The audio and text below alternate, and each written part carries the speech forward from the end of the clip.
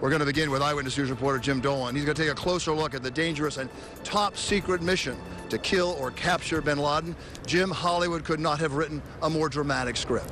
Bill, it was codenamed Geronimo, the plan to get bin Laden, and for it they picked a night with dim moonlight to go in and get him. Within 35 minutes, the compound that he was staying at was ablaze, and Osama bin Laden was dead. It all happened right here, about 35 miles north of Islamabad, in a town called Abbottabad. And the $1 million compound he was staying at wasn't enough to protect the world's most blood-stained hands.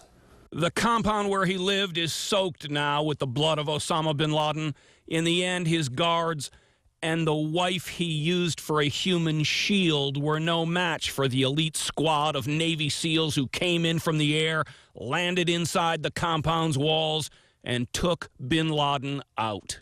The United States has conducted an operation that killed Osama bin Laden, the leader of al-Qaeda. On the left is the area of the compound in 2004, and on the right, what it became.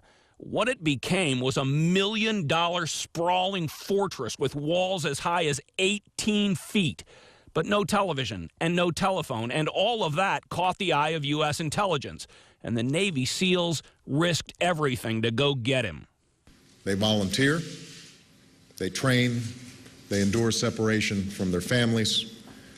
They take extraordinary risks so that we can be safe. They get the job done.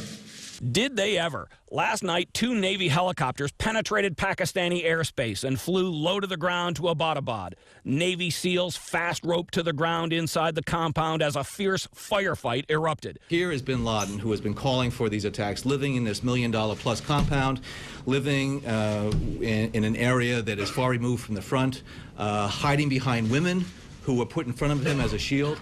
I think it really just speaks to just how false his narrative has been over the years. One of the U.S. Black Hawk helicopters was crippled on arrival, and as the second was leaving, the Pakistani Air Force was scrambling fighter jets to shoot down the helicopters inside its airspace. We were watching and making sure that our people and our aircraft were able to get out of the Pakistani airspace, and thankfully there was no engagement with Pakistani forces. The operation, undertaken with so much risk and so much at stake, was an unqualified success. They killed bin Laden, they took his body for positive identification, and before the tale was told, he was buried at sea.